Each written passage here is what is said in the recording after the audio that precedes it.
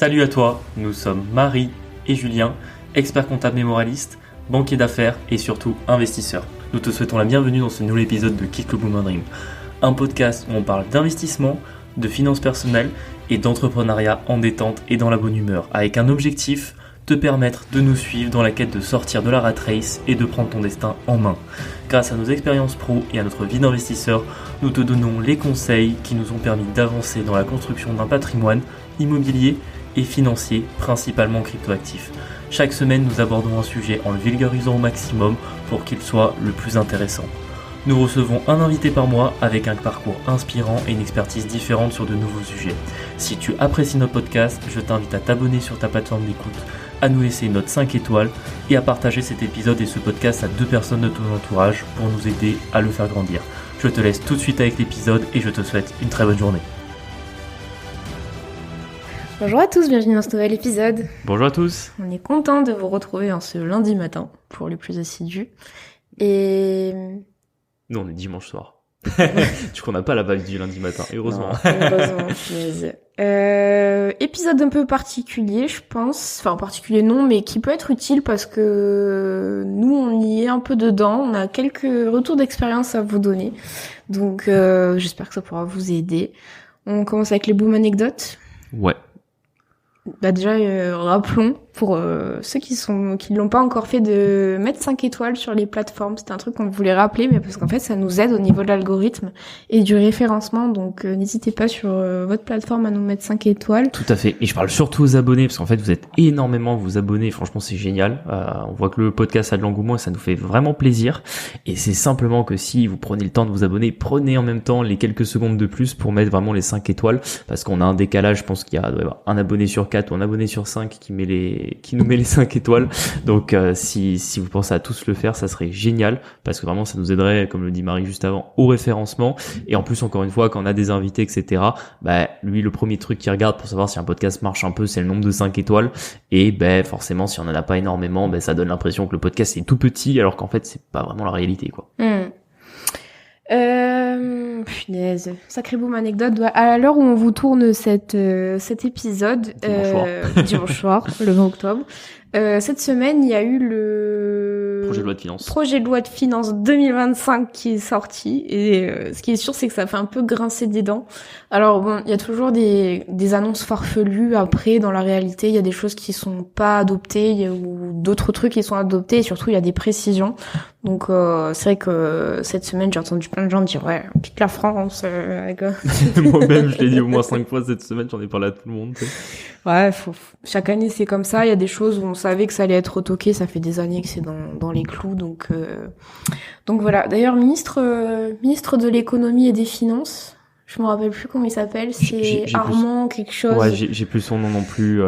C'est pas quelqu'un de très connu, il est assez jeune, mais il est pas très connu. Très jeune, 32 ans, et c'est un mec En Marche depuis le début. Oui, bon après, de toute façon, leur gouvernement fait un peu de bric et de broc. Non, moi ce que je retiens surtout, c'est que déjà, parce que les actualités, quand tu les vois dans les médias, des fois c'est mal formulé. Ouais, moi, c'est très imprécis en fait, donc faut faire gaffe quand même à ce qu'on voit. Moi, la personne que je conseille là-dessus, c'est Simon d'Aragon. Ouais, tout à fait. Sur Instagram, genre c'est d'Aragon quelque chose, je crois. Enfin, il est facilement Simon trouvable. d'Aragon conseil, je crois, sur Instagram. Ouais, c'est un fiscaliste qui est assez bon dans ce qu'il fait. Oui, puis il est connu maintenant, il commence à être un petit peu médiatisé. C'est vrai qu'il est très très bon sur le sujet. Après, je pense que c'est important de reprendre rapidement le projet de loi de finances, exactement comment ça marche. Et déjà, ils l'ont déposé en retard, parce que normalement c'est le gouvernement qui va le déposer à l'Assemblée, l'Assemblée qui va se pencher dessus. Normalement, le gouvernement doit le déposer au 1er octobre. Là, ils l'ont déposé au 10, parce que comme le gouvernement a été nommé en septembre, ils ont eu du retard. Et depuis le 10, il était devant ce qu'on appelle la commission des finances, qui est présidée par Coquerel, je crois, si je dis pas de bêtises. Donc forcément, c'est pour ça que cette semaine, il y a eu beaucoup d'amendements qui ont été proposés. C'est ceux-là qui ont fait grincer des dents, en fait. C'est parce que c'est vrai qu'on pouvait avoir l'impression que c'était déjà adopté, alors que en réalité, ils étaient seulement dans la commission des finances. Après, ça passait à l'Assemblée, où vous allez devoir voter le texte, et après seulement si le texte est voté, il doit être mis en application par le gouvernement. Donc là, on était juste devant la commission des finances, mais c'est vrai qu'ils ont proposé des trucs complètement fou. Nous, ce qui nous intéresse, c'est surtout ceux d'un point de vue investisseur IMO, d'une manière générale. Ben oui, complètement. Surtout que moi j'ai vu des résumés avec toutes les mesures qui étaient prévues. On va pas faire la liste parce que de toute façon, en fait, elles ont toutes été rejetées là pour l'instant devant l'Assemblée et présenter le projet tel qu'on vous en avait parlé il y a 2 ou 3 épisodes, je crois, de mémoire. Donc avec un petit peu d'alourdissement de la fiscalité des locations meublées, tout à fait, dont la fiscalité va un petit peu s'alourdir sur la plus-value, vu que maintenant on devra avoir une réintégration des amortissements. Mais cette semaine, on a vu vraiment de tout. Ils voulaient passer le PFU à 33% pour tout le monde au lieu de 30% aujourd'hui. Donc c'est l'impôt que vous payez quand vous avez des plus-values en bourse ou en crypto. Ils voulaient le monter jusqu'à 37,2% pour ceux qui gagnaient plus de 250 000 euros par an, enfin qui avaient un revenu fiscal de référence supérieur à ce seuil. Ils voulaient également supprimer l'abattement. Je pense que ça c'était le pire. Ça c'est ce qui m'a mis un plus gros coup. J'ai vu ça cette semaine, je me suis dit allez c'est bon, on s'en va. Parce que ils voulaient supprimer l'abattement, enfin l'exonération sur la résidence principale. Et ça faut savoir que c'est pas un truc français en fait, c'est pas un truc qu'on peut supprimer et se dire bon bah en fait on s'en fout, ciao. En fait dans quasiment tous les pays du monde, vous êtes exonéré sur la plus-value de votre résidence principale parce qu'en fait on considère que quelqu'un qui déménage, en fait il a remboursé une maison avec le fruit de son travail ou un appartement, il va devoir racheter quelque chose d'autre. Si l'État vient se servir, bah en fait il va devoir repayer ce qu'il a déjà payé. C'est un peu la logique derrière ça. Donc franchement, on peut vraiment pas toucher à ça. Surtout que c'est toujours pareil. En fait, à un moment donné, s'ils veulent prendre l'argent où il est, attention, je suis pas en train de dire qu'il faut forcément fiscaliser plus les retraités, mais ce que je veux dire, c'est que quand on fait une loi avec la fiscalisation de la plus-value de l'ARP, c'est pas les gens âgés qui détiennent leur maison depuis longtemps, qui vont pas la vendre tout de suite, qui sont impactés. C'est les jeunes qui... changement de vie récurrent. Tout à fait. C'est-à-dire, vous vivez seul, vous achetez un T2, vous mettez en couple, vous achetez un T3, vous avez un enfant, vous achetez une petite maison, vous avez 3 enfants, vous achetez une plus grosse maison. En fait, c'est ces gens-là qui sont impactés. Donc, en fait, alors qu'aujourd'hui, on se rend compte que l'essentiel du patrimoine est détenu par les gens âgés, on allait mettre un impôt qui allait... une modification fiscale qui allait impacter surtout les jeunes. Donc, franchement, moi, c'est ça qui m'a fait bondir sur ma chaise cette semaine. Ça, franchement, je pense que c'était le coup de trop. Après, pareil, ils avaient des modifications sur la TVA, enfin le pacte Dutreil. Bon, on va pas rentrer dans tous les détails vu que pour l'instant tout a été refusé. Ça part devant l'Assemblée nationale. Je pense qu'ils ont 1 mois ou 3 semaines, je pense, pour débattre du texte. Et on verra enfin à quelle sauce on sera officiellement mangé l'an prochain, sachant qu'ils peuvent des fois prendre, ça je pense que c'est important de le préciser aussi, des lois rétroactives en mode vous pouvez être, même s'ils le décident maintenant, vous pouvez être fiscalisé rétroactivement depuis le 1er janvier 2024. Enfin c'est génial. Enfin bon bref, c'est... Et toi d'ailleurs en tant que comptable, tu t'es dit mais comment on va déclarer s'ils modifient tout pour l'année fiscale en cours, par exemple pour la flat tax, là il y a eu des distributions de dividendes, ils disaient que c'était rétroactif, du coup c'était 33% rétroactif sur 2024, mais ils font chier en fait, c'est des gens qui ont jamais rempli de 2777. C'est vraiment dédicace au comptable parce qu'il y a que vous qui, même moi je connais pas j'ai dit ça, Julien, il était là, de quoi tu parles? J'étais là, mais non, c'est relou. Donc bon, tant mieux, je pense pas que c'est pas validé encore, non, ça a été rejeté. Non, c'est ce que j'ai dit. En fait, les modifications qu'ils ont proposées ont été rejetées par la commission des finances, ça a pas grand chose. Enfin, moi je trouve c'est que ça traduit quand même qu'on est dans un pays où ça tire, là j'ai l'impression ça tire très fortement vers un alourdissement de la fiscalité alors qu'on est déjà les champions du monde. C'est vrai que j'ai l'impression qu'ils ont fait les fonds de tiroir là, de savoir où est-ce qu'ils pouvaient prendre, sachant qu'on est déjà très très très fiscalisé. Après, ils prennent toujours au même, classe moyenne et classe aisée. Je veux dire, moi j'ai pas vu beaucoup de lois qui venaient fiscaliser les ultra riches. Alors s'ils avaient une tentative de fiscaliser les expatriés, oui ça on en a pas parlé. Oui. Ils avaient une tentative de fiscaliser les expatriés qui avaient passé au moins 3 ans en France les 10 dernières années, sauf qu'en fait dans les faits c'est inapplicable parce que vous avez des conventions fiscales internationales. Puis les autres ils vont dire non. Complètement en fait. Si tu travailles à Dubaï, t'as tout ton patrimoine là-bas, que le fisc français il te demandait quoi que ce soit, t'es là en mode je m'en fous quoi. Sachant en contrepartie de quoi du coup. Moi je me dis quoi ils veulent enfin si c'est non c'est dénaturaliser, mais ça se fera jamais, donc je sais pas, ils ont un peu... Oui, ça vraiment c'était pour la com, mais c'est vrai qu'on voit quand même que ça tire vers une fiscalité de plus en plus lourde, et déjà quand un gouvernement qui nous avait proposé un texte qui augmentait les impôts de 20 milliards, là on allait se finir, on avait même pas eu le calcul, mais je pense qu'ils allaient leur dire de 100 milliards quoi. Là j'ai l'impression qu'on se reprend un peu le quoi qu'il en coûte en pleine tronche, et ça coûte cher. C'est sûr. Malheureusement, ça coûte cher. Bon, voilà, ça faisait l'anecdote sur le PLF. On va peut-être pas y passer tout l'épisode. On voulait vous reparler de Kenny un petit peu. À fait. Pour ceux qui connaissent pas, on avait fait un épisode avec Mourad, du coup, qui est le CEO. Ouais, CEO. Le fondateur de la néo-assurance Kenny. Qui est spécialisé dans les investisseurs immobiliers. Donc pour ceux qui connaissent pas, je vous invite à écouter l'épisode qui était vraiment très complet. Et on vous en reparle parce que nous on est satisfaits, on a pris plusieurs trucs chez eux et en vrai ils sont quand même très réactifs, c'est très clair, très quali. Et avec notre code, vous avez 10% de réduction, donc c'est toujours bon. Complètement. Sachant que nous, on a eu quelques retours de ceux qui sont passés par eux, ils ont été très satisfaits, les tarifs sont intéressants. Hein, c'est déjà la base pour avoir un assureur. Ouais. Pour des garanties qui sont également très bonnes, ça aussi c'est important. Ils sont très réactifs. Hein, nous, on a déjà plusieurs assureurs par ailleurs, et au fur et à mesure, on retire les contrats. On passe chez Kenny parce que en fait, il y en a marre que en fait, on paye.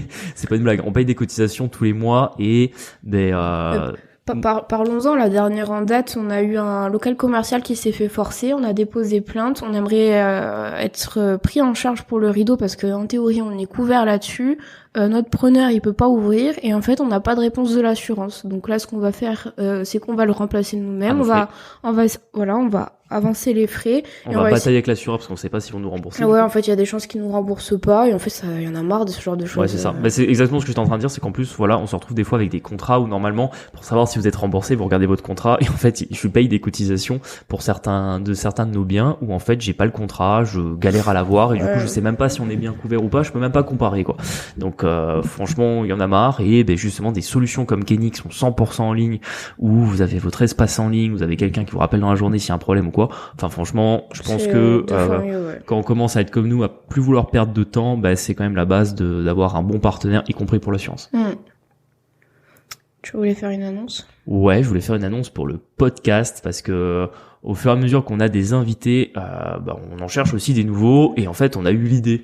Alors vous allez vous dire, en fait ils n'ont pas eu depuis le début. C'est vrai qu'on avait, je pense quasiment jamais évoqué l'idée. En fait tout simplement c'était de proposer à nos auditeurs qui voudraient passer sur le podcast parce que forcément vous serez dans la vibe de la sortie du Boomer Dream et que vous voudriez éventuellement présenter votre parcours, soit à nous expliquer aux autres auditeurs comment soit vous avez quitté le Boomer Dream, soit vous êtes en train de le faire par soit l'investissement, l'entrepreneuriat. Enfin si vous avez un parcours et que vous avez envie de le présenter, n'hésitez pas à nous envoyer un DM sur Instagram ou directement un mail à quitteleBoomerDream@gmail.com et à ce moment-là, on verra ensemble si on peut éventuellement enregistrer un épisode ensemble et je pense que ça serait très sympa. Donc voilà, si ça vous intéresse, n'hésitez pas à venir vers nous. Yes, j'ai une question d'abonné que je suis en train de chercher. C'était Anthony. Voilà, c'est ça. Alors, Anthony nous a écrit, d'ailleurs merci pour ton message et ta question. Il nous explique qu'il est exclusivement propriétaire de maisons et d'immeubles sans locaux commerciaux. En gros, il a une opportunité d'acquérir un immeuble qui mixe habitation et local commercial. Et il se pose la question de la TVA. Actuellement, le preneur loue 500 € hors taxe plus 100 € de TVA. Lui, comment ça fonctionne s'il achète via une SCI qui n'est pas assujettie à la TVA ? Et le preneur peut-il récupérer sa TVA ? C'est une bonne question en vrai, parce que nous on s'est pas posé la question, mais on a ce cas de figure là. Et comment ça se passe pour nous du coup ?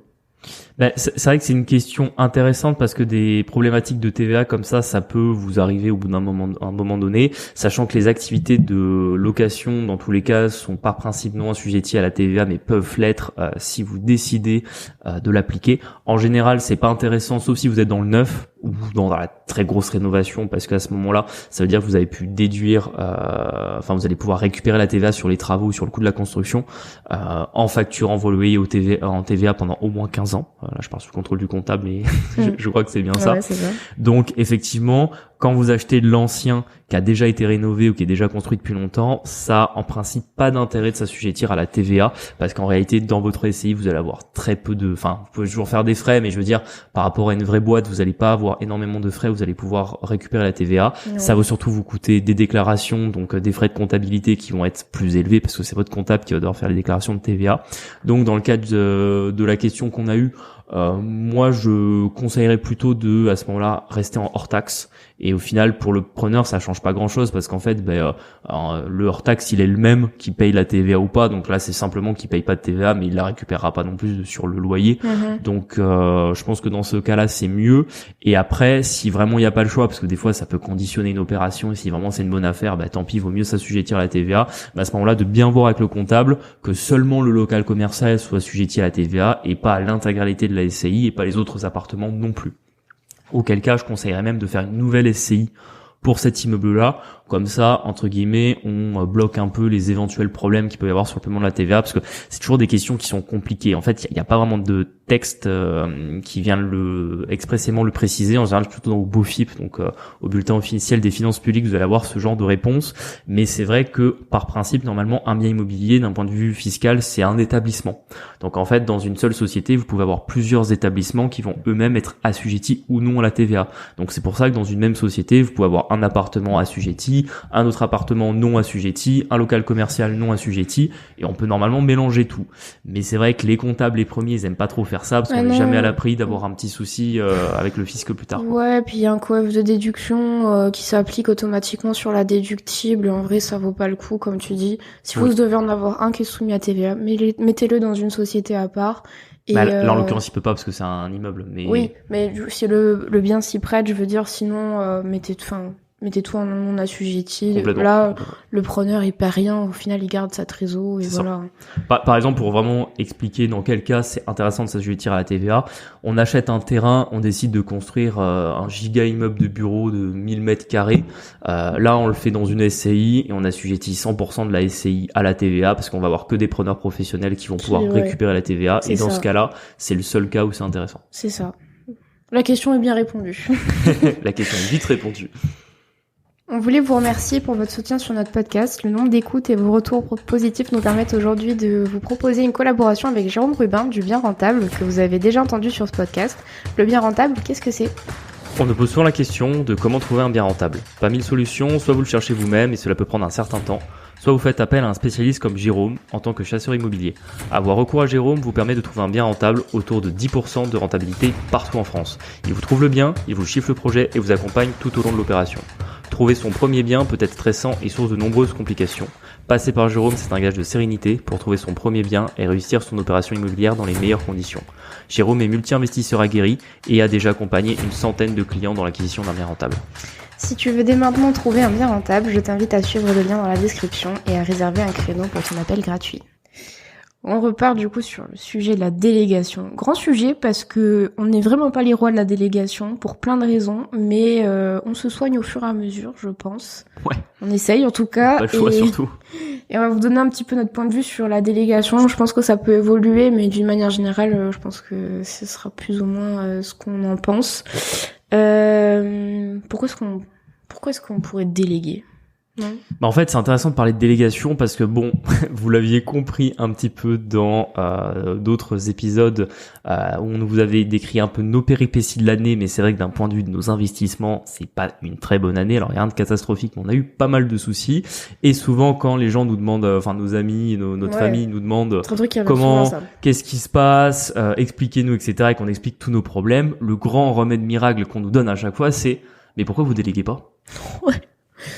Et en fait, on est là en mode, en fait, si tu veux, oui, effectivement, genre, des fois, déléguer certains points, ça peut t'aider à régler un problème, mais si tu veux, quand le problème existe déjà, tu délègues ou pas, ça va te coûter de l'argent, mais en soi, ça va pas régler le problème, quoi.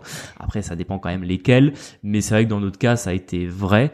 Et aussi, ça, faut l'avouer, on a eu quand même une stratégie qui était maximiser au maximum le cash flow, avoir le plus gros rendement net possible pour pouvoir réinvestir le plus possible. Donc, forcément, tout ce qu'on pouvait ne pas déléguer, on ne le déléguait pas et on le gardait à notre niveau, ce qui fait que c'est vrai qu'aujourd'hui on a un gros parc immobilier qu'on gère tout nous-mêmes. C'est vrai que ça nous prend énormément de temps par semaine, ça nous a aussi beaucoup appris parce qu'au final toutes les semaines on apprend des choses. Là cette semaine on était encore sur comment virer un syndic de copro, j'étais en train de lire la loi sur le sujet, toi t'étais en train de faire des devis chez des concurrents, enfin on apprend énormément et c'est vrai que ça aussi c'est intéressant pour nous et ça fait aussi partie, je pense, même si c'est pas la raison principale, mais ça fait partie des à côté intéressants de l'immobilier, ça fait que t'apprends des choses, en fait, ça te nourrit intellectuellement, mais c'est vrai que ça peut aussi te bouffer ton temps et surtout ton énergie, voire ta force vive dans certains cas, et déléguer parfois certains points, notamment ce qui est le plus chronophage ou ce qui est un peu le plus répétitif, ou en tout cas ce que tu ne veux plus voir au quotidien, c'est quelque chose sur lequel on se penche énormément, surtout en ce moment, et on essaie comme ça de voir ensemble avec Marie, qu'est-ce qu'on peut déléguer, à qui on peut le faire, comment on doit le faire, comment on doit le contrôler. Et en fait, on s'est dit, en fait, c'est l'occasion d'en faire un épisode. Ça nous permettra à la fois de continuer à y réfléchir et de préparer le plan pour la suite, et surtout pour vous, d'avoir un peu notre retour là-dessus, et éventuellement, comment nous, on va s'y prendre, quoi. Parce que je pense que pendant longtemps, du coup, alors là aussi cette année c'est un peu différent parce qu'on a fait des gros projets, donc on vous l'a toujours dit, un gros projet, gros problème, donc là on est dans le dur cette année. Mais pendant longtemps tout était gérable en fait, et comme l'a dit Julien, on avait une vision de rendement, donc en fait le but c'était de faire le plus de thunes possible. Et je pense qu'on se remerciera plus tard, mais c'est vrai que maintenant j'aime pas ce mot, mais la métrique de l'argent, du temps commence à prendre le dessus sur la métrique de l'argent. C'est-à-dire que pendant longtemps, on n'acceptait pas de perdre, quitte à tout contrôler, etc. Donc comme il l'a dit, c'est un avantage parce que du coup, on a fait beaucoup d'expérience là-dessus. Mais c'est vrai que maintenant, le temps commence à être un peu précieux et du coup, des fois, on se dit qu'il vaut mieux, quitte à avoir un peu moins de rendement, mais au moins c'est géré, notre temps est libéré et notre tête aussi. Donc là, au moins, on pourra... Enfin, je pense que c'est un des avantages en fait de la délégation. Complètement. Sachant que justement, quand on parle délégation, pourquoi déléguer? En fait, moi, je vois trois métriques majeures que tu peux gagner. Tu peux gagner soit de l'argent, ça va être rare, mais c'est vrai qu'il y a certaines choses que parfois, si tu délègues à quelqu'un, tu vas le payer moins cher. C'est le truc le plus abstrait pour l'instant pour nous, hein. Gagner de l'argent en déléguant. Mais... c'est vrai que des fois, il y a... Tout à un coup, tout le monde se rémunère et souvent... Non, mais regarde, je te donne un exemple concret. Regarde, là, on va avoir un local commercial, on doit trouver un preneur. Si on part du principe que si il y a un bon agent immobilier qui connaît un gars qui veut louer notre local, soit on décide de pas déléguer, on va peut-être mettre un mois à le louer, soit on passe par l'agent immobilier, on le loue tout de suite. Donc en fait, là pour le coup, déléguer nous fait gagner de l'argent parce qu'on loue plus vite. Tu vois, il y a des cas où ça peut marcher. Après, c'est vrai qu'il y a jamais le cas où tu payes quelqu'un pour qu'il te fasse payer moins cher. De manière marginale, des fois dans les travaux vous pouvez économiser un peu en passant par quelqu'un qui va gérer une partie pour vous, mais c'est vrai que de manière générale, en général quand vous payez, c'est plutôt ça va vous coûter plus cher, c'est très rare, ou enfin entre guillemets tout le monde gagne, c'est quand même le cas le moins commun. Ensuite, je pense le deuxième, c'est là le temps. Le temps, c'est ce qu'on commence à rechercher le plus parce que là très clairement c'est pas qu'on en a plus, mais c'est qu'en fait notre temps si on veut grossir, continuer à faire d'autres opérations, etc. En fait au bout d'un moment on va pas travailler la nuit, donc là le temps il va être dégagé d'une part parce qu'on quitte nos jobs à la fin, mais si on écoute Julien, on va vite le remplir, donc le but quand même c'est d'avoir du temps et d'en avoir de plus en plus, je pense. Et puis c'est surtout aussi que votre temps qui est limité, il faut le mettre là où vous entre guillemets là où vous le gagnez le plus d'argent, c'est-à-dire là où vous êtes le plus efficient. Et c'est vrai qu'il y a certaines choses qui prennent pas mal de temps. Là, par exemple, si je regarde ma liste des rappels pour demain, je pense je dois en avoir 8. C'est-à-dire 8 trucs que je dois gérer, on va dire, dans ma journée de lundi. Et je pense qu'il y en a facilement 4 ou 5 qui sont des petits trucs que je devrais même pas avoir à penser, que je pourrais déléguer assez facilement. Bon, forcément, ça aurait un coût. Mais ça me libérerait de l'espace, on va dire, dans ma mémoire pour penser à d'autres choses, voire réfléchir sur d'autres solutions, voire me concentrer sur ce qui nous fait gagner vraiment de l'argent et pas les petits trucs qui malheureusement sont obligés d'être faits. Je sais pas moi, vérifier quelqu'un a payé un loyer, le relancer, lui envoyer une quittance, envoyer un plombier s'il y a un problème. Enfin vraiment, vous connaissez la gestion locative de l'immobilier, on en a beaucoup parlé dans ce podcast. Il y a beaucoup de petites choses auxquelles quand on gère tout en direct, c'est nous qui devons intervenir, et au final on pourrait se permettre de simplement se concentrer sur ce qui nous fait gagner de l'argent, trouver des biens et augmenter notre parc. Je suis vraiment d'accord avec ce que tu dis. Je pense que c'est un truc, c'est peut-être même une vision plus entrepreneuriale de l'investissement du coup, mais commencer à apprendre à valoriser son temps, ne pas être à zéro et donner un chiffre à son temps. Effectivement, ça permet du coup de savoir quelle tâche il faut prioriser. Vu que on part du principe qu'on est indispensable, du coup quelles tâches il faut prioriser et lesquelles il faut déléguer. Et ça c'est une vision, je pense au bout d'un moment tout le monde va devoir y passer, et je pense que ça parle même aux plus d'entrepreneurs de nos auditeurs, parce que c'est la bonne manière de raisonner. Il y a un coût d'opportunité et il faut s'y intéresser quoi. Complètement. Moi, je pense toujours, tu vois, typiquement, t'as un cas qui s'applique autant dans l'immobilier ou dans l'entrepreneuriat, c'est la comptabilité. C'est un truc où soit tu gères de A à Z et ça va te prendre du temps parce que tu dois gérer toi-même tes factures, faire les déclarations. En plus, avec le temps, en fonction de ton régime fiscal, ça peut devenir assez compliqué, voire il y a des cas, t'es simplement obligé de passer par l'expert comptable. Mais nous, on était dans le cas, nos LMNP, on les déclarait sur je déclare mon meublé. On le fait toujours d'ailleurs. On le fait toujours parce que maintenant c'est facile, mais je veux dire la première année. Antériorité et tout, donc c'est la première année, on y a passé 2 jours et demi parce que on voulait pas faire de bêtises, que c'était nouveau pour nous. La fiscalité des sociétés, c'est toi qui le fais, mais il y a bien un moment donné où tu vas plus pouvoir le faire parce qu'entre guillemets, ça sera des tâches qui seront pas assez intéressantes pour ce que t'es capable de faire.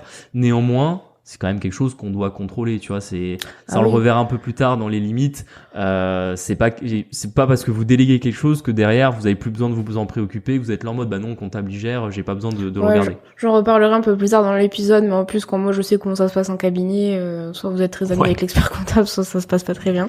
Donc ça il faudra qu'on en rediscute un peu après, mais. Et pour le coup, tu vois, ça c'est pour moi le dernier des bénéfices de la délégation, et je pense que c'est peut-être un des plus sous-cotés, mais c'est bénéficier de l'expérience de d'autres.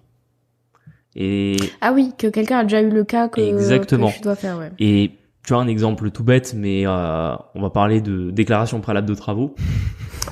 Des trucs qu'on n'aime pas faire. La première fois que vous essayez de vous la palucher vous-même, c'est super compliqué. On vous demande des plans, vous savez pas exactement ce que c'est. Vous regardez sur internet, vous dites bon, je peux les faire moi-même. Au moment de le faire, vous êtes là en mode bah j'ai pas le logiciel, c'est compliqué. Vous les faites, c'est pas à l'échelle. Vous êtes là, ça va peut-être pas passer. La mairie ou l'architecte des bâtiments de France va me le refuser. Et au final, pas forcément passer par un architecte, mais passer par quelqu'un qui sait faire ou qui a déjà fait. Des fois même, ça peut être un ami investisseur à vous qui juste a déjà réussi à le faire une fois. En fait, ça vous fait gagner un temps de fou. Et bon, si c'est un ami, il va peut-être pas vous demander de le rémunérer, mais bon, si c'est juste une connaissance, vous lui passez un billet, entre guillemets, vous payez un peu une délégation, mais vous vous allégez tellement l'esprit et en fait vous récupérez de l'énergie plutôt que vous faire des nœuds au cerveau sur une déclaration préalable de travaux. Vous laissez quelqu'un d'autre la faire pour vous, même si encore une fois vous allez devoir la contrôler, vérifier que c'est bien fait et tout, mais c'est je pense ce qu'on sous-estime pas mal. Et c'est vrai que dans notre cas, on a vraiment tout fait tout seul, on s'est rarement adressé à d'autres pour les problèmes qu'on avait. Et plus le temps passe, plus on commence à le faire. Tu vois, par exemple, typiquement, on reparlera. Premier cas, mais gestion locative, pour l'instant, on le fait pas. Oui, gestion locative, mais tu vois, un truc tout bête, là, on a eu on en reparlera dans un autre épisode, un état d'insalubrité sur un de nos apparts. J'ai un de mes clients qui est un gros investisseur immobilier, qui travaille dans le logement social, etc. Je lui ai demandé conseil et en fait, il nous a fait avancer quand même pas mal sur le souci qu'on avait. Et c'est vrai que je pense qu'il y a un an en arrière, j'aurais pas osé le demander ou ça ne serait même pas venu à l'esprit de venir chercher l'expérience de quelqu'un d'autre, alors qu'en fait, c'est hyper important et pour moi, ça fait partie un peu de la délégation, quoi. Sur les points qu'on peut déléguer, qu'est-ce qu'on peut déléguer On l'a rapidement parlé, il y a la gestion locative. Celle-là, je pense que c'est le premier truc que tout le monde nous dit, c'est pensez à pourquoi est-ce que vous mettez pas ce bien-là en gestion, etc. Moi, je me dis, mais ils sont malades.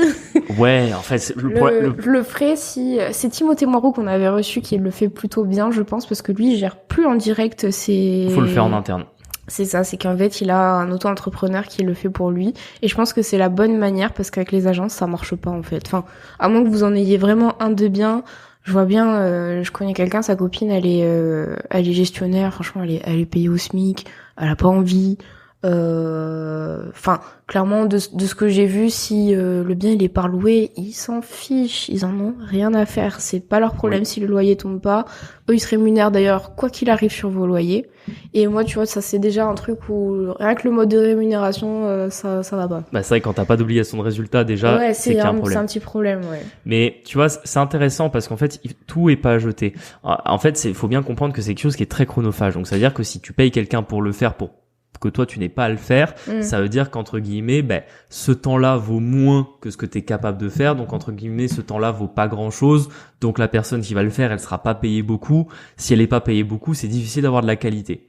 Donc tu vois, là déjà on a un premier paradoxe de la gestion locative, et en général ce qui va se passer, c'est que quand tout se passe bien avec le locataire, vous entendez jamais parler de votre gestionnaire, soit une agence ou un gérant ou un gestionnaire ou quoi que ce soit, et c'est le jour où vous avez un problème que ça revient à vous. Parce que il y a des cas où il a pas besoin de vous, tu vois, typiquement c'est vrai que s'il y a un ballon d'eau chaude qui lâche ou qu'il faut envoyer des quittances ou simplement envoyer une petite relance au locataire, vous allez pas être embêté, mais dès que le locataire ne paie plus, ce qui est en fait le gros problème que vous avez pas envie de gérer, en fait c'est pas eux qui vont le gérer pour eux, c'est vous qui allez devoir prendre les choses en main. Après peut-être vous avez une assurance, peut-être le problème peut se régler plus facilement parce que le gars va s'en aller, le locataire va s'en aller ou pas, mais peu importe, quoi qu'il arrive, à un moment donné le bébé va vous revenir. Donc moi typiquement c'est une solution qui me gêne parce que je suis là en mode en fait je paye quelqu'un tous les mois, mais entre guillemets s'il se passe rien je le paye, donc en fait il a pas besoin de faire grand chose, et le jour où j'ai un problème c'est là où dans tous les cas il va revenir vers moi et in fine je vais quasiment devoir gérer le problème moi-même. Donc pour moi c'est pour ça qu'on n'en est toujours pas au stade où on est en train de déléguer notre gestion locative, surtout sur si on devait le faire, ça serait surtout sur les appartements parce que c'est le plus chronophage. Typiquement le pro, je vois encore moins d'intérêt de prendre une agence parce que le pro on a quelques petits soucis, mais je veux dire c'est même tellement moins chronophage et c'est tellement plus simple. Qu'est-ce que vous allez donner 10% au plus de vos loyers à quelqu'un, alors qu'en fait vraiment le commercial, il y a un de nos commerces, on n'entend jamais parler, on est payé tous les mois depuis 1 an et demi, où en fait on aurait donné des milliers d'euros à un gestionnaire, alors que si c'est juste envoyer une quittance et répondre à un mail de temps en temps pour savoir s'il y a eu un petit souci, s'il faut appeler l'assurance, franchement on n'a pas besoin de payer quelqu'un pour ça, quoi. Non. Et par contre, du coup, Timothée, moi je trouve que c'est super bien la manière dont il l'a fait. Alors après, là aussi, je sais plus qui c'est par rapport à lui, mais c'est quelqu'un qui connaît en fait, qui fait ça pour lui. De mémoire, je crois que c'était une amie de sa femme. Ouais, si je crois, un truc comme ça. Et en vrai, c'est intelligent parce que du coup, elle gère tout dans sa globalité. Elle a la communication, elle fait les quittances, elle doit le contrôler les loyers. Enfin, d'une manière générale, je trouve que c'est beaucoup mieux parce qu'elle est payée au mois, du coup, si j'ai bien compris, mais elle gère absolument tout. C'est-à-dire que lui, il fait vraiment plus de trucs en direct. Et je pense que je préfère, tu vois, quitte à... C'est sûr. Elle fait tout, les états des lieux, parce que là aussi, les états des lieux, il y en a un qui s'en va, ils vont vous le facturer, en fait. C'est même pas pris en compte dans les loyers qu'il perçoit tous les mois, donc il y a ça à rajouter. Au final, je sais pas si pour le temps économisé, la charge mentale économisée, ça vaut le coup de passer par une agence. Je pense qu'il faut trouver sa pépite et ça c'est super compliqué. Nous on n'en connaît pas pour l'instant de gens qui font ça. Ouais, puis même en fait si tu veux, il faut quelqu'un à temps plein. Pour que la personne fasse bien les choses, il faut quelqu'un à temps plein et en fait pour qu'elle ait à gérer un parc à temps plein, il faut que le parc ait une certaine taille. Tu vois, nous on approche les 50 lots, c'est pas encore assez pour occuper quelqu'un à temps plein. Par contre, on double encore, tu vois, on approche les 100 lots. Moi, je pense qu'à 100 lots, tu peux payer quelqu'un à temps plein et en plus, tu peux bien le payer. Je pense que tu peux le payer 3-4 000 euros par mois sans souci. Sûr, Et même pour toi, ça sera rentable parce que, on va pas se mentir, mais 100 lots, ça représente environ 40 000 euros de loyer par mois. Donc en fait, tu le payerais. Tout petit pourcentage de tes loyers. Si, tu paierais 10%, quoi, à peu près. Tu vois, 4 000 de 40 000. Mais au final, pour un parc de 100 lots, tu aurais quand même une personne en interne qui te connaît, à qui tu peux vraiment faire une vraie boîte, c'est-à-dire processiser tout ce que tu as à faire, avoir les différents systèmes de contrôle et qui, même quand il y a un gros souci, serait un peu un prolongement de ce que toi tu ferais en gérant le problème. Et en fait, le moment où t'en entends parler, soit c'est déjà géré, soit c'est vraiment genre le problème de l'année, tu vois. Mais sinon, il y a moyen de vraiment avoir quelqu'un qui va gérer de A à Z et pas quelqu'un qui est payé au SMIC dans une agence IMO qui fera pas bien le taf parce qu'en fait c'est pas rentable pour l'agence et que ça intéresse pas la personne, quoi. Après, ce qu'on peut déjà déléguer, par contre, et ce qu'on va commencer à réfléchir à déléguer, c'est les états des lieux. Tu vois, moi, typiquement, si je dois déléguer un premier truc, genre envoyer la quittance ou répondre aux locataires, ça me gêne pas. Même faire les visites en soi, ça me gêne pas. Par contre, ce qui me casse les pieds, c'est vraiment les états des lieux. C'est chronophage. En plus, c'est important parce qu'il faut bien le faire.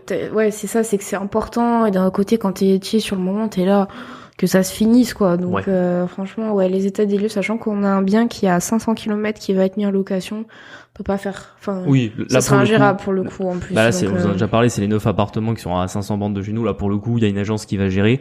Après, on va quand même garder le contact avec les locataires à distance, parce qu'en fait, envoyer des quittances. Parce que l'agence, ça nous intéresse pas, en fait. Oui, c'est ça. L'agence ne fera que les visites et les états des lieux. Et ça, en fait, c'est pas mal comme solution. On payera l'agence, je sais plus, ça va nous coûter un peu moins d'un mois de loyer par bien, enfin, par appartement, ce qui est pas cher en soi. Et elle fera les visites, l'état des lieux. Et nous, on aura géré les locataires derrière.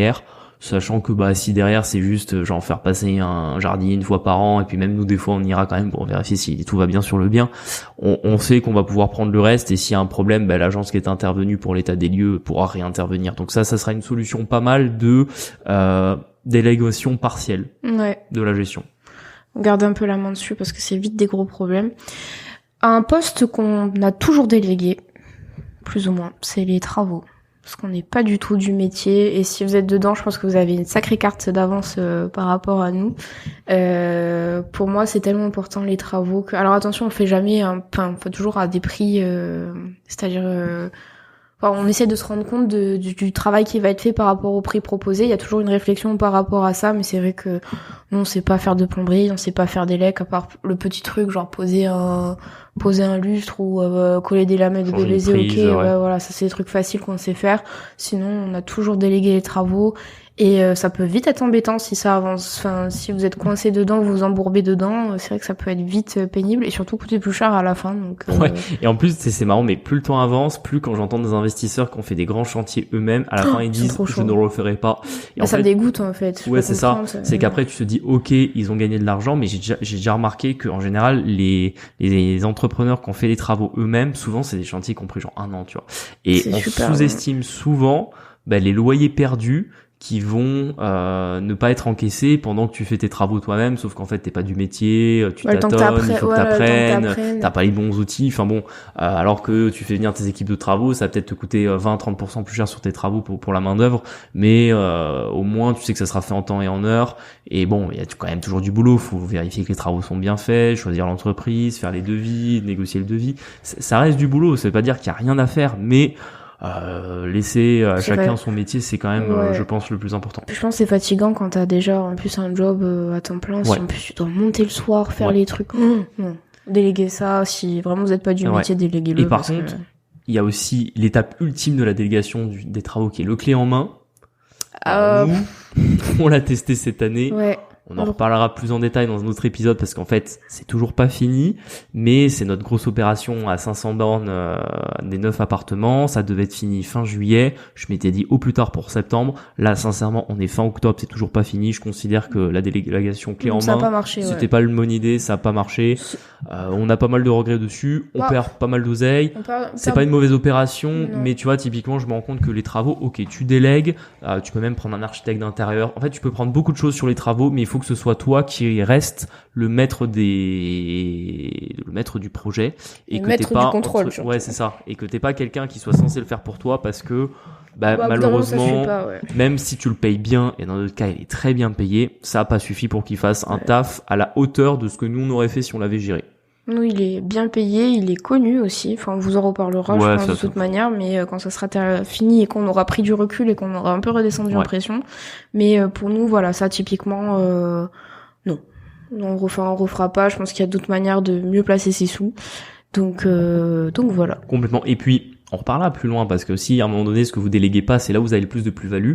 Et je pense que qu'un investisseur et amène de le mieux gérer son projet, le mieux gérer ses délais, le mieux coordonner un peu les sous-corps de métier que l'investisseur lui-même, tu vois. Je pense qu'il y a un moment donné, il y a certains trucs où si c'est pas votre projet, l'autre personne le fera jamais aussi bien que vous.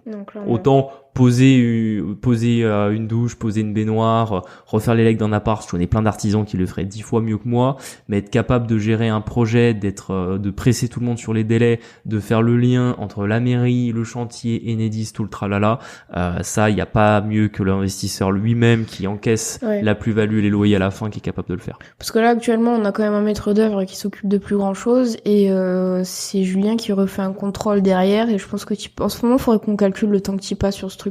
Parce qu'au final, on n'est pas, tu te rémunères pas dessus, mais si on devait lui retirer des honoraires qu'on lui a payés le temps qu'on y passe, bon. C'est vrai qu'en soi, c'était du clé en main auquel on avait, en théorie, c'était du clé en main où on pouvait être à l'autre bout de la terre, dans un autre fuseau horaire, le projet avait pas besoin de nous. Et finalement, j'y passe, franchement, je dois y passer 2 heures par semaine. Ouais, je pense à peu près ça. Depuis 6 mois quasiment. Entre les différents intermédiaires et tout. Donc en fait, c'est pas beaucoup moins que si j'avais tout géré moi-même. Clairement. La recherche de financement, bien, moi, c'est un pote à moi qui m'en a reparlé. Et moi, j'étais là, mais pourquoi tu fais ça? Enfin, surtout que c'est quelqu'un qui est qui a un métier de bureau et tout. Je dis, mais pourquoi tu confies à un courtier ton prêt, tu vois? Et en fait, là, pour le coup, alors, je suis désolée s'il y a des courtiers dans l'assemblée, mais je pense que c'est important que tout le monde passe par monter son dossier bancaire, parce que vous allez voir que personne ne présente votre projet aussi bien que vous. Et ça fait de l'expérience qui est facile. Je pense que c'est atteignable pour tout le monde, pour le coup. Je veux dire, Puis moi, tu vois, bon, en plus, j'ai le regard de banquier dessus, donc je suis pas, je suis pas neutre. Ouais. Mais le souci principal que je vois au courtier, c'est que c'est un peu le même exemple que les agences, c'est-à-dire que si vous êtes ultra finançable, vous allez appeler un courtier, vous aurez votre prêt en 3-4 semaines et vous allez vous dire, ah, ben, le courtier, il est efficace. Si vous avez un dossier un peu compliqué, ça va pédaler dans la smoule et au final vous vous dites au fait j'aurais dû le faire moi-même, etc. Donc c'est toujours pareil. En fait, le cas où ça se passe bien, c'est le cas où vous aviez pas besoin de lui, et le cas qui est compliqué, que vous avez pas envie de gérer, même si vous passez par lui. Si, il peut le gérer. Tous les courtiers sont pas mauvais, mais je veux dire, vous avez de grandes chances que ça se passe pas bien. Et pour moi, être capable d'aller présenter son dossier à une banque, d'avoir une relation avec la banque, c'est-à-dire c'est vous qui avez rencontré le conseiller, c'est votre impression qui reste au conseiller, c'est votre projet qui est défendu, qui est présenté. Pour moi, ça fait partie de la plus-value de l'investisseur ou même de l'entrepreneur. Un entrepreneur qui a besoin d'un financement pour sa boîte, c'est exactement pareil. Il doit aller rencontrer son banquier, et en le faisant lui-même, il va il va gagner du non monétaire. Je sais pas comment dire. Tu peux pas donner de prix à ça, d'avoir une bonne relation avec son banquier, mais c'est quelque chose qui a beaucoup de valeur dans un projet d'investissement ou d'entreprise. Nous, on en avait un qui était très bien sur une banque qui s'est fait racheter depuis, et puis lui il est parti. Je pense que ça allait plus trop pour lui à la banque, qui avait plutôt notre âge. On n'avait aucun problème parce que tu avais une très bonne relation avec lui, que vous compreniez, et que du coup les prix ça passait tout seul parce que ça faisait des années qu'il nous suivait. Ah, tu parles du conseiller bancaire, tu parles pas du courtier. Oui. Je pensais que tu passais. Il me regardait avec des gros yeux, en mode, un courtier, nous. Là, mais on n'a jamais eu de courtier, je voyais pas du tout, mais si, en fait, tu parlais d'un banquier avec qui on s'entendait bien, tout à fait. Oui, voilà, et que du coup, tout était facile, et c'est vrai que, punaise, depuis qu'il est parti, on s'en l'a dit, on a changé de banque. Je suis en train de me bagarrer pour fermer les comptes. Bref, autre sujet. Donc ça c'est les différents points, je pense qu'on peut déléguer, voilà notre avis dessus. Il y a un autre sujet, tu vois, qu'on parle moins, qui regroupe 2 sous-sujets, mais bon, on va pas y passer 15 ans, je vais aller vite. C'est quand on parle bourse et crypto, tu vois. Alors, aujourd'hui, dans la crypto, il n'y a pas vraiment de délégation. Si la délégation existe, elle n'est pas réglementée. Donc, c'est pas réglementé du tout. Ne faites jamais de délégation dans tout ce qui est investissement en crypto. En bourse, c'est beaucoup plus réglementé, et ça existe. Et typiquement, votre banquier est celui qui se propose de vous avoir une gestion pilotée, une gestion déléguée. Bref, ils appellent ça comme vous voulez, pour vous permettre de gagner plus d'argent. Et moi, de l'expérience que j'en ai, sur le papier, c'est génial parce qu'en fait, ça regroupe un peu tout ce qu'on disait plus haut sur l'intérêt de la délégation. Enfin, en tout cas, c'est l'argument commercial, et moi-même, qui suis banquier encore pour 1 mois et demi, que je suis censé présenter, c'est que c'est du gain de temps parce qu'en fait, vous avez soi-disant pas besoin de vous occuper des investissements, on le fait pour vous. Ça vous permet d'avoir les conseils d'un expert, d'un professionnel. Alors ça, pour le coup, c'est vrai, c'est que la personne à qui vous allez déléguer, il connaît certainement mieux que vous en matière bancaire. Et encore, moi j'en ai croisé quelques-uns, ça peut être revu, mais bon, on va dire que sur le principe, oui. Et le dernier cas, c'est qu'elle va en soi vous faire gagner plus d'argent, c'est-à-dire que certes, vous allez la payer. En général, ça va être un pourcentage de votre investissement chaque année. Et en échange, elle est censée vous faire gagner plus d'argent que si vous l'aviez fait vous-même. Et ça, malheureusement, ça ne marche pas non plus. C'est un peu comme le courtier. C'est-à-dire que si le marché est giga haussier, vous allez vous dire, en fait, mon gestionnaire, il est super bon. Il m'a fait gagner 5% l'an dernier sur mon contrat d'assurance vie. Et en fait, dès que le marché va aller dans l'autre sens, parce qu'en fait, quand vous avez gagné 5, en fait, le marché, il a gagné 20. Et quand ça va dans l'autre sens, que le marché perd 10, vous allez faire moins 6 ou moins 7, et vous allez être là en mode, en fait, qu'est-ce qu'il fait, quoi? Il est censé me faire gagner de l'argent. Et le souci, c'est que c'est exactement ce qui se passe sur les placements financiers, c'est que personne mieux que vous peut placer votre argent, sauf si vous tombez vraiment sur le conseiller financier du siècle, mais bon, ça court vraiment pas les rues. Ouais, puis il est sûrement pas salarié d'une banque, pour le coup. Exactement. Et en réalité, vous allez avoir des stratégies. Bon, encore une fois, on va pas les développer ici, parce que c'est pas obligé de l'épisode, mais simplement vous y intéressez un petit peu vous-même en faisant des stratégies avec des ETF sur un PEA, un DCA hebdomadaire ou mensuel, enfin des choses vraiment simples et qui sont accessibles à tout le monde, en condition d'y passer quelques heures pour comprendre et après d'y passer 15 minutes par mois. Ça, ouais. Et là encore, pour moi, on est sur la plus-value de l'investisseur. C'est-à-dire l'investisseur, il doit être capable de faire ça parce que c'est simple, ça prend pas tant de temps que ça, et son retour sur investissement est vrai. Et le problème, c'est que s'il le délègue à quelqu'un, ça lui coûtait de l'argent, il va gagner moins, et au bout de quelques mois ou années, il va se dire, en fait, j'ai fait le mauvais choix, j'aurais dû le faire moi-même. C'est vrai que, je sais pas si t'es d'accord avec ça, mais du coup, c'est important ce que tu dis, genre, déléguer quand on sait de quoi on parle, tu vois, des trucs qui sont maîtrisés, des choses, tu vois, que personne te pourra te coincer dessus. Quand tu dis déléguer à ton banquier, c'est vrai que si tu t'y connais pas et que, d'ailleurs c'est comme ça que les mauvais conseils viennent avec les assurances vie, etc. Si tu lui délègues sans savoir de quoi il parle, en fait tu t'auras jamais les garde-fous pour contrôler et vérifier qu'en fait il perd pas ta thune, quoi. Complètement. Donc, C'est-à-dire maîtriser des tâches qu'on maîtrise, alors bon. La bourse c'est peut-être un peu particulier parce que c'est vrai que c'est assez réglementé. Non, mais en réalité, t'apprends là pour le coup, sincèrement, bourse, l'effet, on appelle ça c'est l'effet Kruger. Non, je me trompe, c'est plus le mot où en fait, normalement, tu apprends 2 heures un sujet, t'as l'impression d'en savoir 95%, alors que en réalité, tu mets beaucoup plus de temps. Ouais. Dans la bourse, cet effet-là est partiellement vrai parce que c'est vrai qu'en quelques heures tu vas en réalité comprendre beaucoup et qu'en réalité c'est certes tu sauras pas tout, tu seras pas un expert, mais la réalité est pas beaucoup plus complexe que ça. C'est souvent plutôt les professionnels qui vont adopter un langage complexe pour essayer de complexifier un petit peu ça et de se rendre indispensable aux investisseurs. Et typiquement avec des mots compliqués, alors que quand on les explique de manière simple, on est là en mode c'est un prêt quoi, une obligation c'est un prêt. Bah oui, une obligation c'est un prêt, parce qu'on vous parlait de coupons in fine, de TRI de votre investissement, de votre TRAB sur la durée de l'obligation. Enfin, on va vous sortir des termes compliqués, alors qu'encore une fois c'est quelque chose qui est pas si complexe. Donc intéressez-vous-en et prenez des stratégies qui seront simples, et en fait vous n'aurez pas besoin de déléguer ce type d'investissement. En fait, le moment où vous avez la possibilité de déléguer vraiment vos placements financiers, c'est le moment où vous êtes à la tête d'un patrimoine familial de 50 millions d'euros et que vous avez encore une fois quelqu'un à temps plein qui gère pour vous vos placements jour le jour, ou un family office comme tu dis. Tout à fait. Mais ça c'est pas quelque chose que le commun des mortels peut avoir. Bon, je vous le souhaite. Je pense que pour finir cette dernière partie de podcast, c'est comment est-ce qu'on délègue bien en fait. Comment est-ce qu'on sait qu'on a bien délégué, qu'on perd pas de thunes, qu'on perd pas de temps, que tu vois, on a au moins une des métriques qu'on a mentionnées auxquelles on s'y retrouve. Moi je pense que un des premiers conseils, déjà il y avait le fait de maîtriser ce qu'on va déléguer. Tu vois, je veux dire contrôler les loyers, faire des quittances, faire un état des lieux correctement, savoir en fait où est-ce que vont se poser les problèmes, ça permet déjà de beaucoup mieux le contrôler. L'avoir fait une fois aussi, ça vous permet de savoir si le prix qu'on vous facture pour la délégation est juste ou pas. Tu vois, parce que par exemple, t'en avais déjà parlé, je crois, dans un épisode, tes parents qui ont fait des investissements Pinel, ils ont immédiatement délégué l'investissement, donc ils ont tout de suite payé le coût qui est en plus astronomique sur leur gestion locative, et en fait, ils ne l'ont pas fait. Du coup, en fait, ils ont pas réalisé ce que ça prenait comme temps. Et quand on leur a expliqué ce que ça prenait, ils ont dit, en fait, on paye trop cher. J'ai dit, oui, vous payez trop cher. Parce qu'en fait, comme vous ne saviez pas à la base, qu'est-ce que ça prenait en temps et en énergie, en fait, vous seriez rendu compte de combien ça valait, de combien vous seriez prêt à payer pour le déléguer. C'est ça. Et ça peut vous aider dans tous les aspects de votre vie après. Donc, déjà maîtriser ce qu'on va déléguer, je pense que c'est déjà un bon conseil. Ensuite, nous, quand on délègue, souvent, on prend pas le premier venu. C'est souvent des gens qu'on nous recommande et auxquels on va prendre un max d'avis. Par exemple, Julien a quelqu'un dans sa famille avec qui on fait de l'immobilier. Cette personne a une clientèle et en fait, dans sa clientèle, on sait si c'est bien, pas bien. Souvent, c'est comme ça qu'on trouve les artisans. Pareil, on a un cercle des investisseurs à Montpellier. Je sais que tu t'entends très bien avec un qui a fondé le cercle.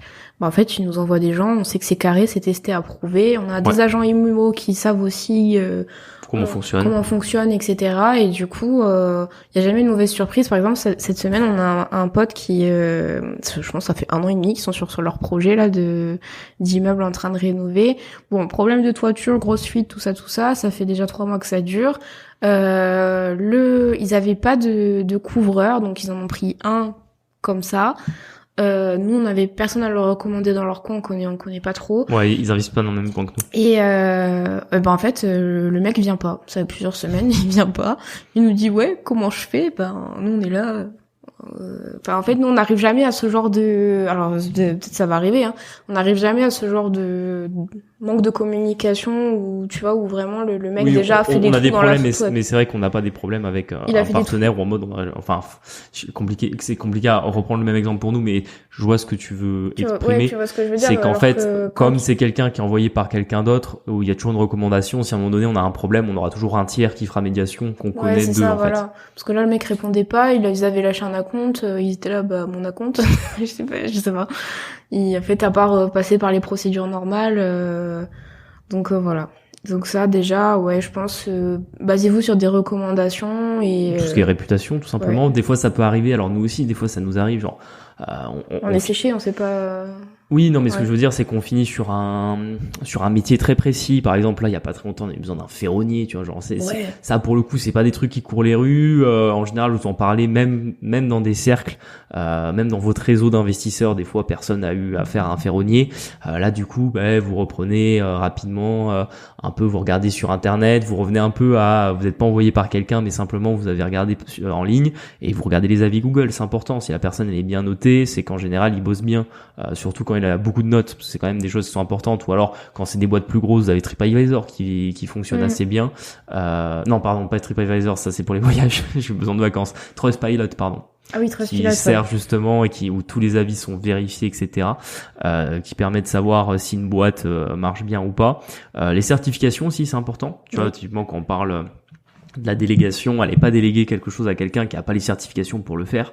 Par exemple, juste avant, on parlait de placement financier, parce que c'est l'exemple qui me vient, mais ne déléguez surtout pas de l'argent à quelqu'un qui a même pas les certifications AMF, quoi, ou qui est simplement pas conseiller financier. Enfin, c'est la base. Ça veut pas dire forcément qu'il est bon, mais ça veut déjà dire que si vous allez vers quelqu'un qui a même pas les certifications, en fait, bizarre, parce que déjà il respecte pas les règles et entre guillemets, comment voulez-vous qu'il vous conseille bien,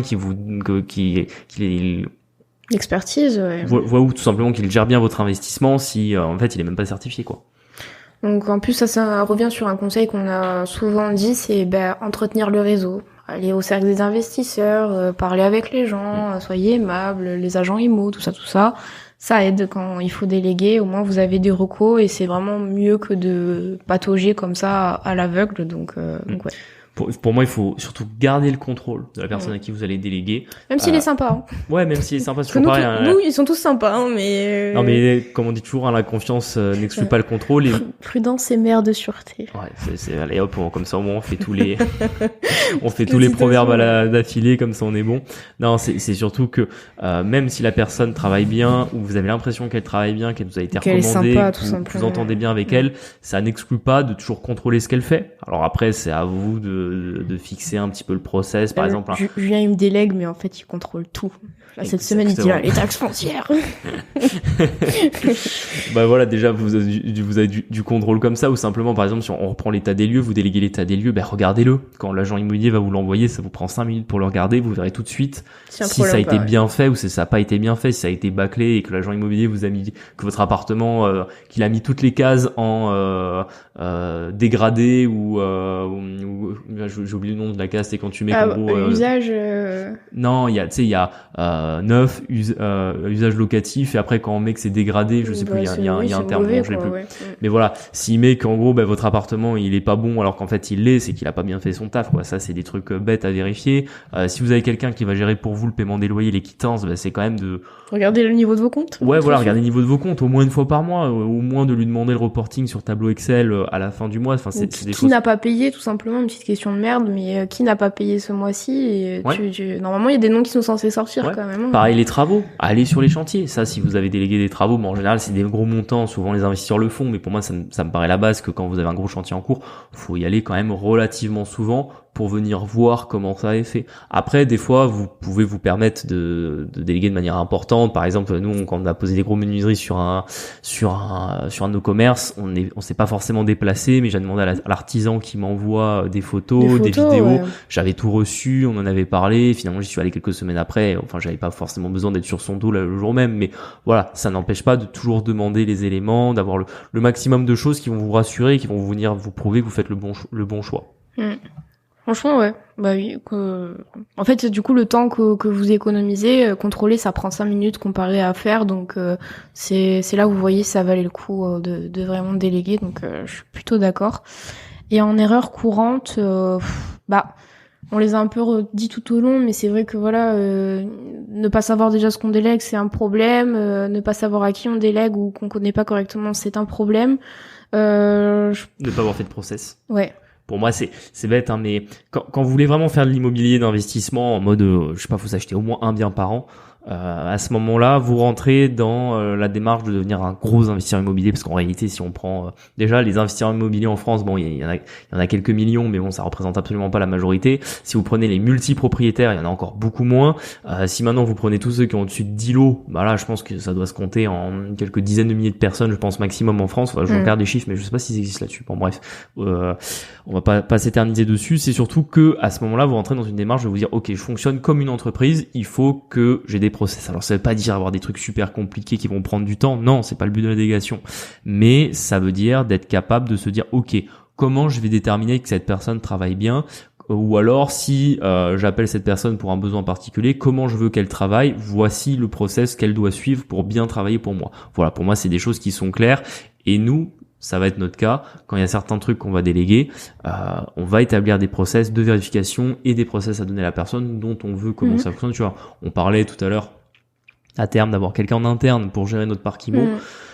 Ouais, c'est sûr qu'au début ça sera nos process. Alors certes, on va y passer du temps, on va faire de la pédagogie, on va expliquer comment ça doit fonctionner, mais si on veut que ça marche bien, ça sera selon le schéma qu'on a établi, parce que c'est notre parc et qu'en fait, il n'y a pas mieux que nous qui savons comment s'en occuper, quoi. Ça revient un peu à de l'entrepreneuriat, hein, d'ailleurs. Moi, je vois bien ce que les boîtes qui n'ont pas de process, c'est le bordel. Donc, processiser, en vrai, c'est plus facile de le faire au fur et à mesure. Et au moins, vous savez où vous en êtes. Et c'est juste une histoire d'organisation, après. Donc, ouais. Par exemple, un exemple tout bête de process. Quand vous avez un comptable, établissez comment vous allez lui envoyer vos factures, à quelle échéance. C'est vraiment les trucs bêtes, ou si c'est pas le dernier jour de la TVA. Non, mais t'as raison, mais le souci, c'est que si le comptable en a pas parlé, ou si l'investisseur s'est pas mis d'accord, en fait, si ça tombe, l'investisseur, il sait même plus ce qu'il a fait de ses factures, il les a numérisées ou pas numérisées. Des fois, en fait, si tu leur rappelles pas, ils savent pas, en fait. Moi, j'étais là, allô, les taxes foncières, cette semaine. Parce qu'on est la semaine des taxes foncières. Toi, ils étaient là, ah ouais, c'est vrai, il faut payer les taxes foncières. Je dis, bah oui, mon gars. Et, enfin, tu vois, c'est quand même, pourtant, c'est pas dans mes tâches, normalement, de les faire, les taxes foncières. Mais je veux m'éviter du travail pour la suite. J'aimerais que tout le monde vérifie que les taxes foncières sont bien payées. Et qu'ils ont bien les sous sur les comptes, que je vais pas avoir un rejet, etc. Mais en fait, s'ils s'en inquiètent pas alors qu'ils ont des biens immobiliers, je peux rien pour eux, hein. Donc en fait, je suis sympa, mais c'est le genre de choses qui arrivent assez fréquemment, en fait, pour le coup. Donc voilà. Après, quoi qu'il arrive, je pense que si on prend un peu cet épisode, c'est un peu ce qu'on a dit, c'est que la délégation, ça va vous apporter simplement de l'effet de levier sur votre parc, parce que, enfin, je dis votre parc, mais sur vos investissements, peu importe votre classe d'actifs, parce que là, on a parlé pas mal d'immobilier, parce que c'est un peu des exemples faciles, qui parlent à tout le monde, mais ça va vous permettre de gagner du temps et de vous concentrer sur soit des nouvelles activités, ou soit sur la diversification de votre portefeuille. Ça va vraiment vous permettre de grandir plus vite, d'aller là où, en tant qu'investisseur, vous êtes le plus fort. Par exemple, dans l'immobilier, ça va être souvent pour les gros investisseurs, trouver des biens rentables, arriver à les faire financer. Par exemple, pour un investisseur financier, ça peut être trouver des nouvelles actions qui ont des opportunités, trouver en investir crypto des nouveaux projets crypto qui ont des chances de pump assez fort, tu vois. C'est un peu toutes ces choses-là sur lesquelles vous allez pouvoir vous concentrer quand vous aurez viré toutes les tâches de merde dont vous n'avez pas besoin de vous préoccuper, ou si malheureusement vous êtes obligé de vous en préoccuper, que vous aurez réussi à déléguer. C'est du management au final. Exactement. Mais en fait, ça, t'en parlais tout à l'heure, et c'est vrai que je l'ai souvent entendu dans des podcasts, et je pense que c'est vrai, c'est que l'immobilier, ou je pense l'investissement d'une manière large, il y a souvent la petite porte de l'entrepreneuriat. En mode, quand tu commences au début, t'as juste l'impression que t'es un peu quelqu'un dans ton coin qui s'occupe un peu de tes finances personnelles, mais que t'es juste, par rapport à tes potes, t'es juste celui qui regarde un peu plus son compte, tu vois. Alors qu'au bout de quelques années, tu deviens quasiment un entrepreneur avec des process, du management, une liste de tâches à faire, des déclarations d'impôts dans tous les sens chaque année, et c'est ça qui fait que vous allez grossir. Et en fait, je pense que c'est juste la contrepartie au final. Parce qu'à un moment donné, vous pouvez pas avoir 50 lots et rien à faire, quoi. Il y a aucun monde où ça existe. Ça serait facile, tout le monde le ferait. Enfin. Bon, on espère que cet épisode vous a plu. On vous dit à la semaine prochaine. Ouais, tout à fait. Allez. À bientôt. Ciao.